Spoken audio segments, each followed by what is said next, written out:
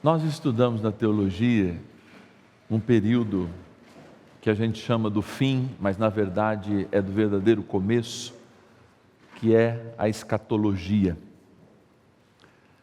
Então, quando a gente ouve essa palavra, ou quando a gente lê Apocalipse, ou alguns trechos do livro de Daniel, ou Mateus 25, a gente vê que toda criatura, como vai dizer Romanos 8, 22, se eu não me engano, ela tem uma finalidade em si. E toda criatura, um dia criada, tem um fim. Mas Deus escolheu na cruz que nós não tivéssemos mais este fim. Mas para isso, precisaríamos, cada um de nós, preservar esse presente que Ele nos deu. Como a fragilidade de uma vida que pode ser ceifada por uma doença microscópica que a gente não vê, também existe a fragilidade do que a vida carrega, o sopro da vida e depois a luz da fé. Aquele símbolo que a gente recebe por ocasião do nosso batismo. A defesa da fé, ela só acontece, e isso a gente chama de apologia, não estou querendo ensinar as palavras bíblicas, mas a apologia da fé, a defesa da fé, só acontece porque cada vez em quando existem tempestades tão fortes, e inclusive espirituais, que apagam a fé de milhões. Escândalos, que são, pedras ao longo do caminho, a própria existência humana e o que ela vai criando, ela pode desviar. Hoje, por exemplo, eu sempre insisto aqui, nós estamos muito ligados na tela. E uma coisa básica que o nosso celular dá, porque ele não é demônio de tudo, ele diz assim, você ficou tantas horas nas redes sociais. E aí você olha para você e pergunta, quantas horas eu rezei? Aqui eu fiquei 2h30 no WhatsApp. Padre, mas eu trabalho. Beleza, fora do trabalho eu fiquei 1h30. Será que eu estive 1h30 diante do Santíssimo Sacramento? Então, nós vamos nos apagando. Ou a gente, como uma vela, começa a se consumir, não mais como deveria. Como uma boa vela se consome? Queblão, vem aqui comigo. Como uma boa vela se consome? Ela vem de cima, iluminando e vai se consumindo, não é assim? Como aqui tem ventos, o ar-condicionado que está atrás dessas paredes técnicas, então a gente coloca uma donzela, que é essa proteção. E a donzela vai ajudar com que o vento não atrapalhe. Então está na donzela o grande segredo para que a vela protegida de fato não se apague. Olha lá, se eu fizer um vento assim, ela não vai apagar. Assim também tem que ser a nossa vida de oração. A donzela, que é esse objeto que protege a chama,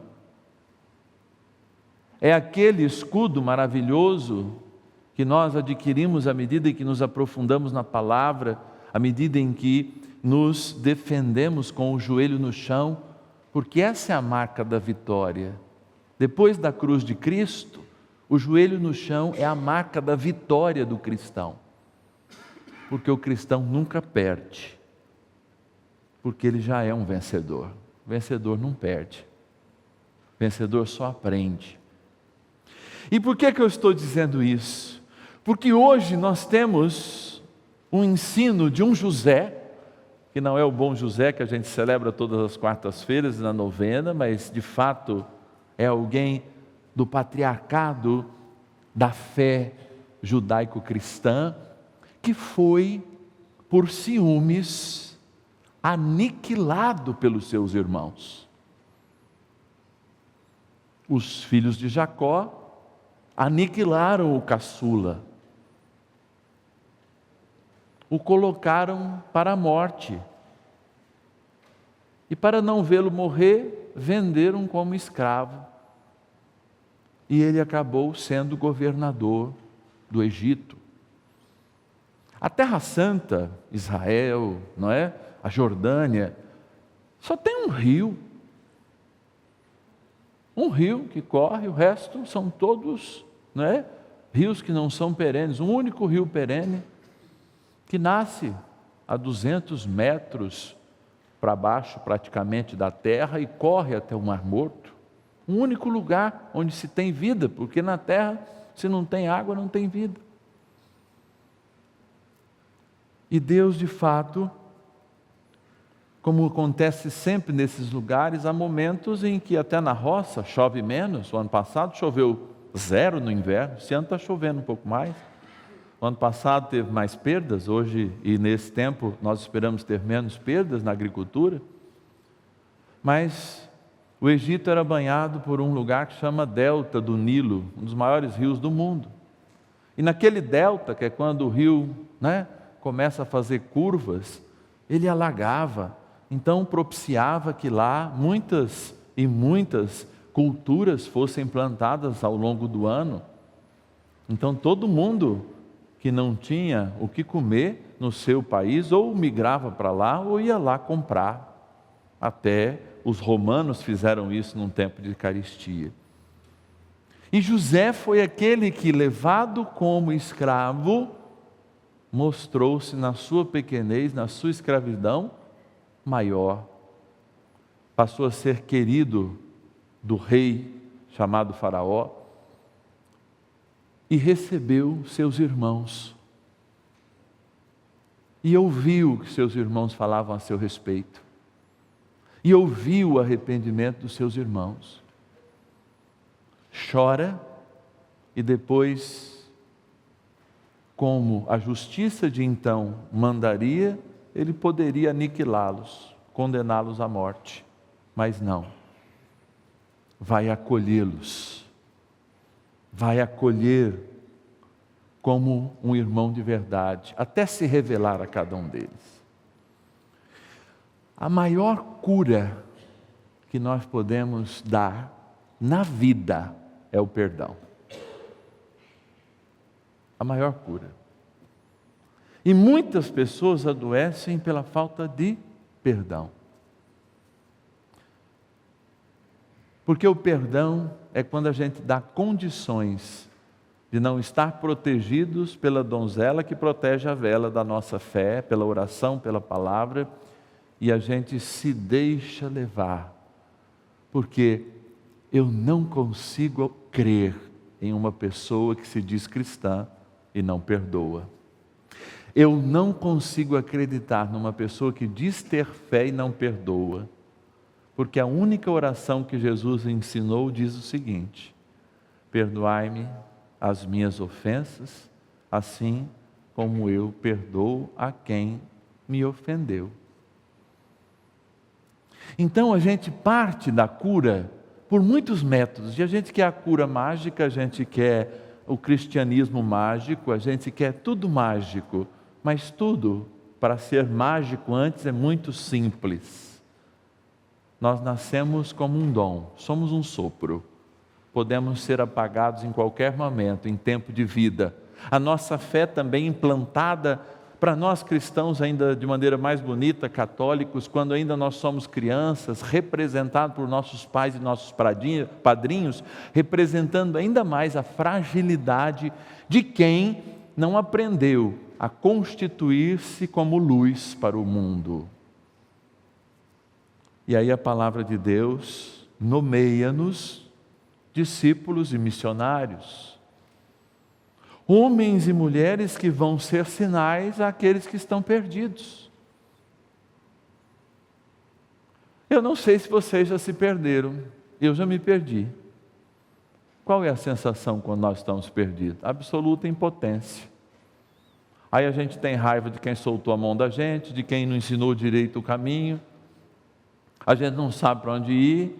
Tem gente que quando está perdido se trava. Será que nós estamos buscando hoje, como nomeados de Deus, como foram os apóstolos, aqueles que estão perdidos, por exemplo, na falta de misericórdia? Que rezam o Pai Nosso nas suas orações, estão puxando o terço lá, reza no mínimo 4 vezes, aliás, no mínimo 6 vezes o Pai Nosso, mas não vivem o Pai Nosso? Ou nós que de comunhão diária, ao rezarmos ao Pai Nosso, elevando nossas mãos aos céus, nós dizemos: Pai, perdoa os meus pecados da mesma maneira em que eu perdoo. Assim, amados, a gente pede hoje como o Salmo pede: sobre nós, Senhor, venha a vossa graça, porque é em vós que nós esperamos. Eu não vou esperar que o mundo me ensine a ser luz, porque o mundo gosta de trevas, para ele acender as suas telas.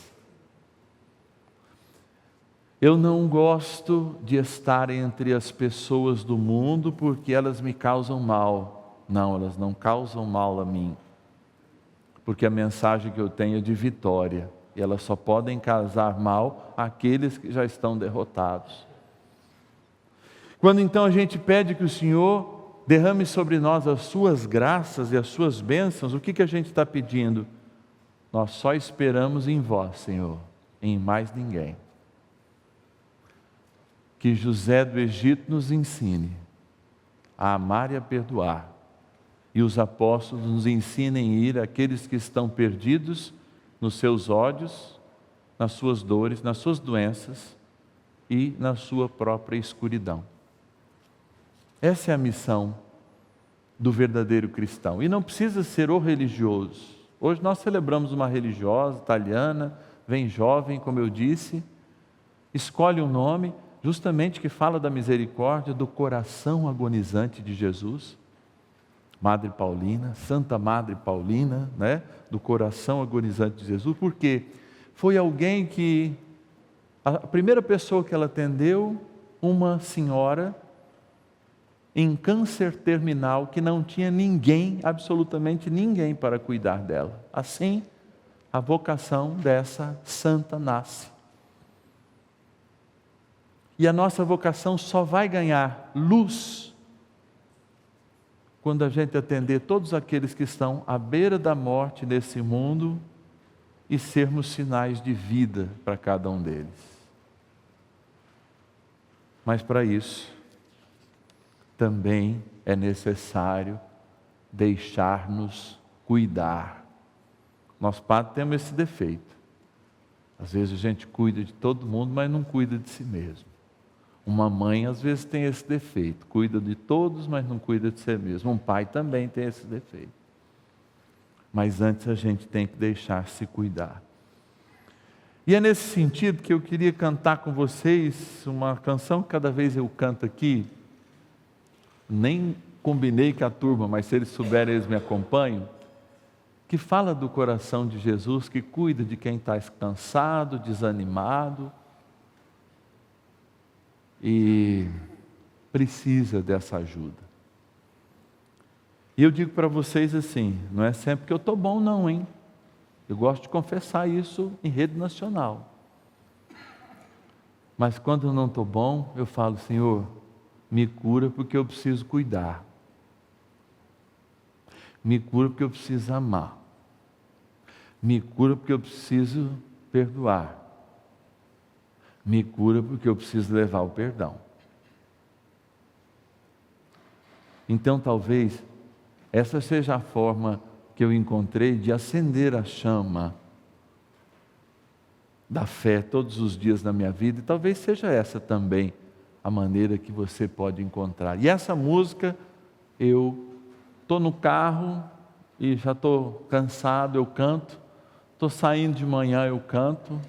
Inclusive quando um caminhão estava ainda na faculdade, em Ilha Solteira, atravessou a pista e pegou assim parte do meu carro, eu estava cantando essa música, porque às vezes a gente está cansado, desanimado, sem de fato um lugar para ficar. Vamos fechar os olhos e ouvir essa canção, ela que diz assim: Se você está cansado, sem lugar para repousar, está apagadinho, venha ao coração sagrado de Jesus que aberto está. Pode então entrar até descansar. Seu Deus ali espera e quer amar, curar suas feridas, tirar a solidão, reconstruir com zelo tudo que está no chão, te dar muito carinho, alegre-se, irmão. Felicidade não é ilusão. Eu vou cantar de novo. O Deus da vida te dá muito carinho, apesar da dor, da doença e muitas vezes da chama apagada. Alegre-se, irmão.